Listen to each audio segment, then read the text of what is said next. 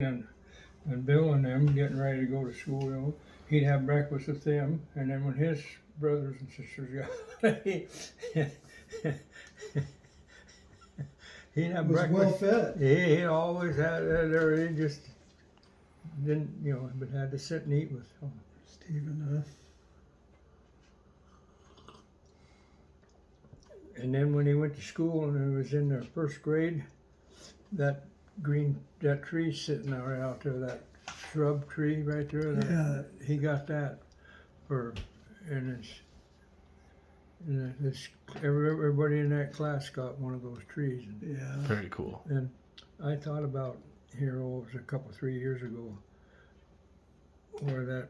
where he lives now down there, and I thought about digging it up too. And I talked to some guys, and they asked him how big it was, and I told him how big it was around.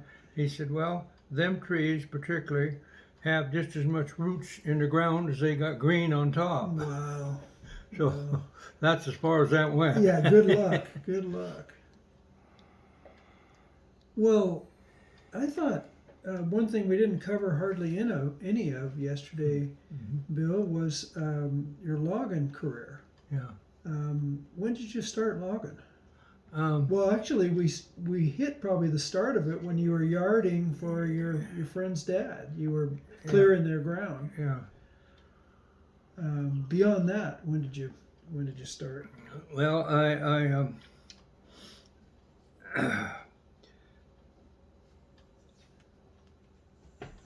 I got a logging contract from Longview Fiber, and up at Kalama and back of Kalama, and Oscar Grassett was a friend of lived out in the and how it come I had got a job with him planting trees for Crown Zellerback, and then when we got done there. He got me a job down at Crown Zellerback down at Cathlamet there. He had to stay in camp there and whatnot. Well, and it had been snowing in the high country, and they was getting in there. And the first week I was there, they broke one guy's leg. They broke something else, another guy. Then anyhow, 3 guys got injured really serious. And I decided I didn't want no more of that. So I come down here and then, well, before that, no, and then I went to work for Bill Hale. I got to be wasn't long, and I got to be a foreman for him. And anytime somebody didn't show up, I had to work their job. And he had 22 men working for him. And I learned to run yarder, and I learned to, I'm jumping ahead of schedule a little bit here. I went to work for Lynn Mitchner.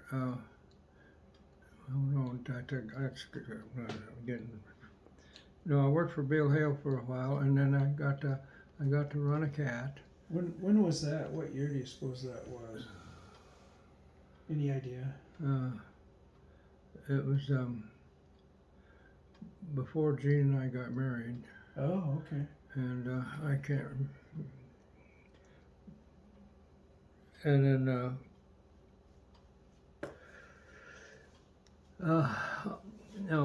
every Friday, Bill Hale paid. Twice, 4 times a month. Every Friday he paid him. And when he came out here and was it 3 seats, 4 seats, or 3 seats, whatever it was. The guys that come out and worked there. That's how he come out here. Civilian Conservation Corps. Yeah. And there was lots of, and then up the Lewis River, there was a lot of guys that come out here that ended up being big loggers. And Bill Hale was, and he,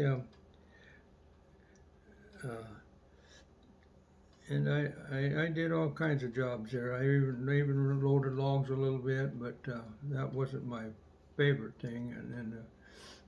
And my favorite thing was running the cat yard and logs. And we had an arch behind, and we'd come in and with his cats he had, I could bring in a whole load of logs. Especially if it's downhill, I could bring them. If it was uphill, it was a different story. But coming downhill to the landing, I could bring in a big a load, and then some of them was tree links, and they'd buck them up, and pull them in there, and then they'd load them on the trucks, and it all went to Weyerhaeuser, and then Bill Hill got his knee broke up pretty bad, and next thing I knew, I was foreman of that outfit. He wasn't there anymore, and every once in a while he'd come out, and especially a new area, and I'd tell him we'd walk it a little bit there, and I said, how do you want to do this? And he'd tell me how I wanted to do it, and okay, then I'd set it up, and we'd go ahead and log it like he wanted it done, and then that has been there for anyhow. On every Friday, Jean'd go out and help Mrs. Hale make the payroll out and pay the checks out to guys. She'd go do that, and then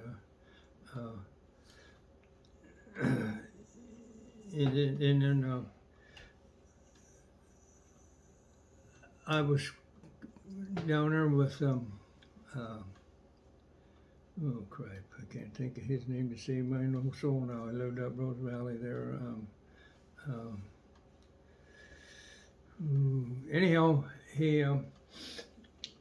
we was cutting. Well, to go back to it, the guy that was cutting with Chuck, what the heck was his last name? Chuck. Anyhow, his partner was cutting with him, and he fell an alder, and there was a big old growth stump there. They're about 12 foot tall, and the tree went up like this over it, and instead of watching after it went, he bent down to put gas in his saw, and the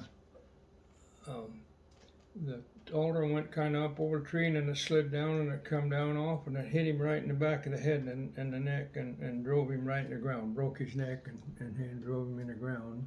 Did he kill him? What? Killed him, yeah, he was dead, and did you see that? Were you out there working with him? Yeah, I was out there. Well, I wasn't out there working with him. I was doing something else. And Chuck, I can't remember his last name. Anyhow, he, of course, we shut the thing down that day, and everybody went home, and they got the people up to find out what happened. And the trouble was, you probably don't want to record this part. But, they lived in town, and his wife had, from previous marriage, had a daughter, and where they was living, there was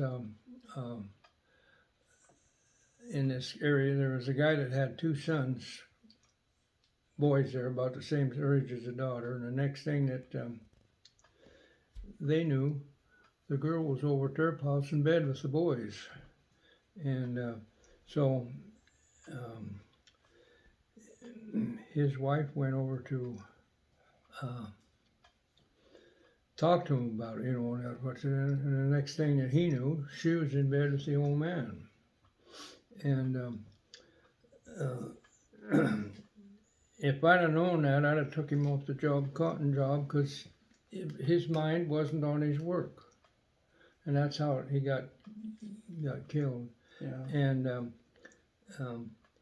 he happened to be a nephew of she was a niece of Bill Hale, and oh man, did she just really run that woman over the coals, her niece there, about, she said, this whole thing is your fault, that you caused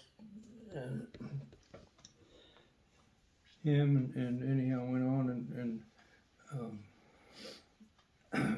then when we went back to work, I was bucking fallen trees and cutting them, bucking logs, and there was a big old old cedar there. It was about 3 foot through, and I was bucking the log with the saw, and it was hollow in the middle, and I didn't know it. And anyhow, I got down there, and a chunk of wood fell down and hit the chain, and the saw come back, hit me like right in my legs there. I was holding it, come right back, and then it flipped up this way, and that's what. The bar flipped up. Yeah, and anyhow, they took me in, and What did that cost? Your right down scar here. right there. Yeah, well, there was a big, put a hole in my forehead here and here down, and they took me into the home. There happened to be a warehouser guy there, and they hauled me into the hospital, and my eyes were fine, but and then I had headaches real bad. I'd get headaches real bad, and I had to quit the woods.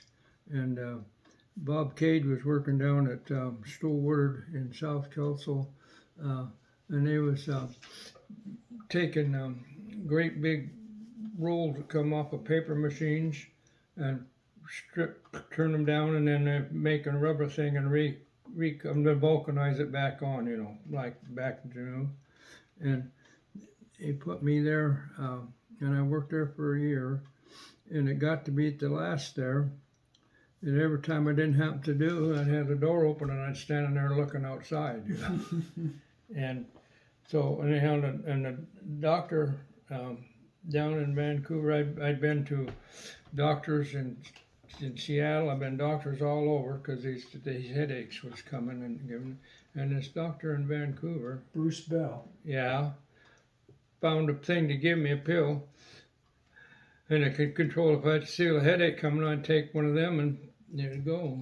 And so anyhow, I went back out to see Hales there, and walked in, and how are you doing? I said, I'm doing fine. I was coming out and look and see if I could get a job here sometime, in the near future.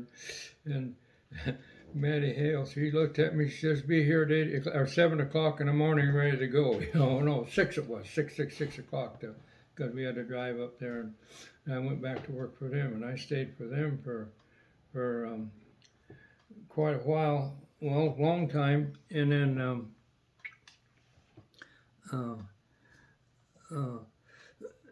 his knee and body and his health got better, and E.R. Kelly was logging up there, and so he bought Bill Hale out, bought him out. He had about 52, and he bought him out, and so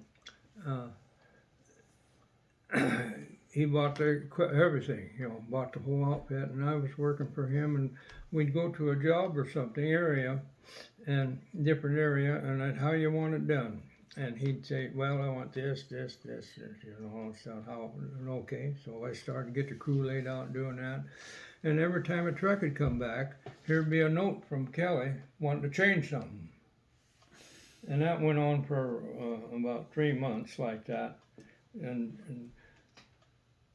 Vern Schoonover, I was talking to him, and he was working for Fiber, and he said that they had a guy that was lived over in Vernonia, Oregon, that was scarifying for Fiber, and he had them 21 cats.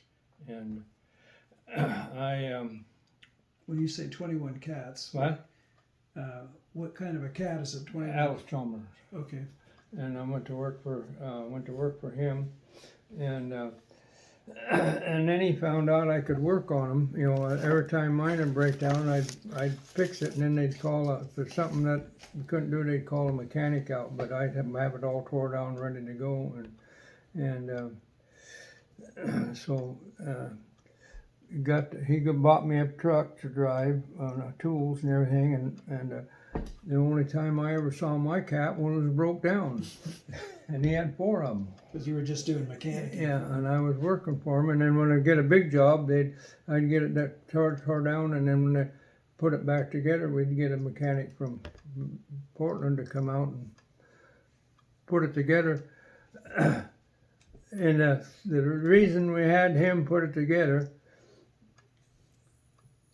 is if it didn't work right or something went haywire with it, it was insured. Because they had hired a mechanic to put it together, and Lynn Mitchner was the guy's name, and he said, when I said, oh well, I could put it, and he says, we're buying a little insurance here. He says, when it's put together, if it's put together right, and if it works fine, but if it don't, he says it's their baby to,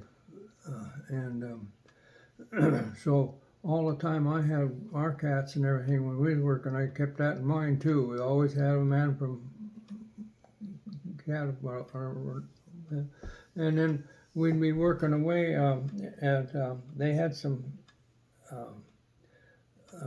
real good mechanics, Alice Chalmers did, and we'd be working somewhere away, and I can't remember the one guy's name that worked. Well, there was 2 or 3 of them that come out and worked on cats for us, but the one guy come out was an excellent mechanic, and whenever we'd call and have a big job for him, he'd bring his sleep bag and all, and come down and stay in the trailers. You know, we're staying on a job with the trailer, staying with us, and we'd feed him, and I have to call up Mitch, and he can tell you his name. But anyhow, those guys, it was a really good outfit, and then they finally sold out, and then we went to Caterpillar, and the same thing with Caterpillar. If one of them something to it, we had them come put them together, and we was working all over most of the time we was scarifying, and then we was scarifying slashed areas. They had a lot of different loggers working for them, and when we'd come in and push it all up, windrow and put it in piles and stuff, and then when you get through a unit, you had to build a drivable road all the way around so a fire truck could get all the way around it. And some of the guys that was working for them, they wouldn't okay it until the road was made so it was drivable.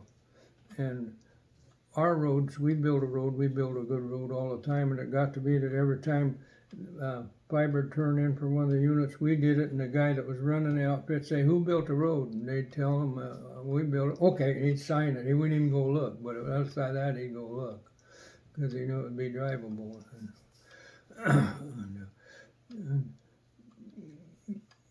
Well, Mitch learned, and when how it started with Mitch, we was working. But before we start with Mitch, if I could go back just a minute. Oh. I don't want to miss, you had a lot of good years working with Hale, where you were rigging trees on landings. Yeah, I was. I was doing a lot of we interesting rigged spar trees, and what does that mean to rig a big spar tree? well, For your grandkids here. well, okay. It's a big tree stand here with limbs on it and everything, and that. Well, when we rigged a spar tree, What was the reason for it? What's a spar tree? spar tree is where the yarder sits here, and then you got blocks and pulleys up here, and the line goes up, and it's on the landing. And the yarder sits back here, and the lines go up and out, and then you can, if it starts on the tree's guide, so that they can start and they can log the whole thing, and they keep changing and move a row. When they move, well, you start, it's called a road, and it drags the log into the tree, and you got a whole half moon. And sometimes, rather than pull it, you didn't want to pull it on a yarder. You didn't want a 90-degree pull on it. That put too much pressure on the tree with the guy lines on it. So at times we'd have to move the yarder so it was pulling straight, but it was lifting low. And this one old growth tree, I had to go up it and climb up it, and you had a safety rope and your spurs, and you go up, and we had a handsaw and whatnot to cut the small limbs off, but then it got to where some of the trees had big limbs on it. So we I'd have to take a power saw up. And it's kind of hard to stand with your spurs in there. And I had 2 safety ropes. I could, if I come to a tree, a big limb, and I couldn't cut it off and go, I'd have to throw the other safety rope around and hook it in, and then the one that was underneath, loose and drop it. And then we got what we call a straw line. It's a little line, a little 1/4 inch cable on a spool drum, and it had a spool on it, and you get up to the top of where you're going to cut the tree off at there, and you hang a line around a block and put that in there. And if you need a saw or if you need heavy stuff, usually they'll pull it up to you with that, you know. And then when you get the tree topped and everything, they could bring the big pulleys that went up to the top of the tree were heavy. You just didn't grab that, and you know, and they'd swing it up, and we'd have a strap made cable with eyes in it, and you could hook it in under shackles, and you had the line in it, and then for up above that, a little higher up, about 4 to 6 feet of higher up, was what they call the haulback. The other line that went out was a smaller line, and all it did is pull the rigging back. And then, well, it did help when it wasn't real small line. It was a pretty good sized line, but when they pull on the main line, and if there were stops and stuff in there that the stumps to hang up on, they'd blow the haulback sign whistle when it was going in, and the guy running the machine would hold the brake on the haulback line a little bit, and it would pick the logs up more and miss this hang up and go, and then pull it into the landing, and then pull it back, and then then they had another a straw line, and if they had to move the lines and the blocks over, and sometimes they'd have to run the straw line back, and they could lay out, hook it, and then when they get ready, they could hook on the haulback and pull it over to where the next block, so you could go this way, this way, this way, and then the other way. And Bill Brill was a runner, and when I was rigging the tree, Chuck, he lived out here in Rose Valley. He was the one I was with when the tree hit me, but and the saw kicked me in the face. And when I was in the hospital with that there like that, I had come down my cheeks. Well, they still hang down some now, what I used to do, but I look like Droopy the dog. Your cheeks hung way down? Yeah, they hung way down. From the blood in your... That swelling, and come down. And anyhow, when I rigged a tree, Chuck was down, and when things was sent up to me, he hooked them, and then when we got the tree topped, and when the tree was ready to top, get it cut to go down, usually I was down, and every once in a while, a couple of times, we used dynamite to cut it off. You'd chop a ring around it and take an inner tube and put dynamite in it, and wrap that around. And I liked that the best because I could be standing a couple 100 feet away or more, having a cup of coffee, and that primer cord would go up there to it, and a fire, and boom, and that thing at top would jump off and fall down. Is that a bicycle inner tube? What? Bicycle inner tube? Or what kind of No, it was usually a small car tube? Car tube, yeah. It was a little bigger than a bicycle tube. And we'd have it all run electric, in it, and you could set back over here and push the plunger, and kaboom, it would go. There's no light in the fuse, and running like heck. The whole way, it was quite a ways away when that went off. Nobody.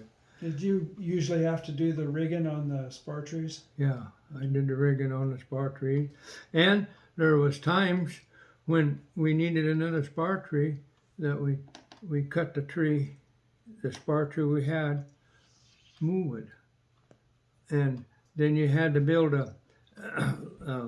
unless you had a couple times we had a big stump we wanted to use there, and we cut that flush, and then kind of cut it, beat it in, and then we stand that tree up right on that stump, you know, and then we'd have extra guy lines. You'd have, cause but we'd raise it up. If you didn't have a proper tree on the land. Yeah, where we wanted it, yeah. Yeah. We'd raise one up and put it there.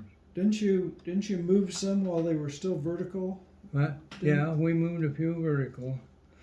Had two cats, well, three cats actually. One out this, kind of out this way, and the thing was pulling, and another one behind it to hold it, you know. That must have been a circus. I mean, Well, how big is this tree at the bottom? Yeah, some of them was all like that. Yeah. Like 2, Yeah. 3 feet? Yeah, and then we did one up Rose Valley there, and we set it on it was a big old cedar tree, and we put on it. And the coon named the tree the Pogo Pole, because that thing would dance a little bit on that stump, you know, and go. And we had the guy lines and When you were using it, after it was all set up? when we was using it, yeah, in the yard, and then but we had it tied down good, so it didn't. How much did it jump? Oh, I don't know. It wouldn't jump very much, but it still, the guy still called it a Pogo Pole. Yeah, a couple inches or. And I got a kick out of the, we was yarding it there, sat there, and oh, I can't remember the guy's name that was running the loader at that time. He got out of the loader and he looked at that tree and watched it. And, oh, that looks all right. He's just a little nervous, it says. He got back in and went back loading logs underneath it, you know. Wow. This one time I was cutting, the yarder was setting up here, and there was a road in here, and the tree was like this table is here, but the yarder was quite a ways up, and where we had the line going out to the block at the, and then the line went up the tree, and I cut this, had a big limb up there, 3/4 of the way up, and it started to fall, and the wind had just kind of sailed right around, and this line coming from the yarder was about 10, 12 feet off the ground where it come to this, and there, and Bill Brill hollered, "Grab a hold up there, Bill," and I grabbed a hold of the block that hung on to it, because I was hanging on a, and Had you cut that limb? limb off, yeah, and it sailed around and hit that line, and then it put little marks on my fingers where it kind of the block hung there. But if somebody else had been running hand that would have probably broke that line, and here I was standing there with no spurs on up this that, you know. But when it come time to rigging a spar tree, Bill Brill was always there to run the yarder, and Chuck was always there to, and when he hooked the guy lines up to, you know, you had to put your 4 guy lines on it and stuff, and then sometimes you had to put, if it was a tall tree, you had to put buckle guys in the middle. Yeah. To keep the tree from breaking or Right. How big were these trees at the base? Well, some of them weren't more than a couple feet, and some of them were depend on the tree, you know. Yeah. But most of them was about a couple feet, and that we didn't go any higher than we had to go, you know. And we had one tree there. Oh, it was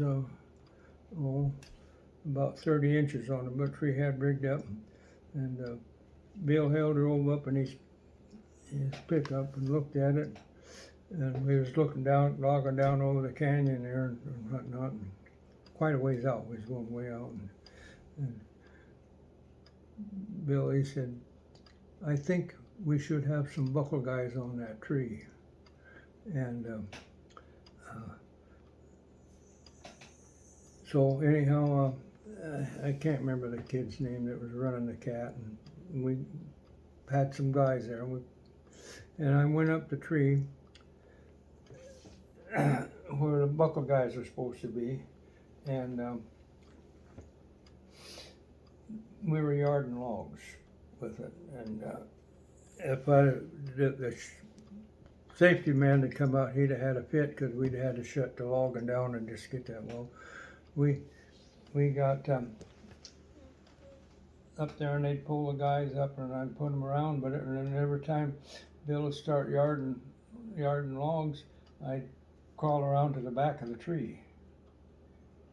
Or off, if there was coming this way, and then that was back of the tree, and we put the 3 buckle guys on it and never lost a turn of logs when we put it on, you know. And Production. yeah, we worked it there good, but I know if the safety man had come up, he'd have had a fit. Yes, he would have. But now I had, and when the buckle guys come up, I told them what I wanted, how I wanted it hooked on, and it come up hooked perfect. You know, you didn't have to get up there and try to mess it. You could just throw it around, and when the safety guys was on, and buckle guys was on, now when you put the rigging up on top, you had big plates. There's about about 4 inches wide, and it was inch thick, and then it had a bent down to bottom. It had a curl cup in it, so that when you put the cable around the block to hold the block up there, it was just long enough that you put the block in the eyes there and then hold it, and it wasn't too, it couldn't bounce off or nothing. It fit the tree. Mm-hmm. And or you had a picture show what did fit the tree. Mm-hmm. And then the guy line, your other guys were just above it that went to the tree to hold it. And How far out what was the furthest you think you went out with your lines for logging? oh, we go quite a ways. Sometimes we'd be out almost a quarter of a mile. Wow. Yeah.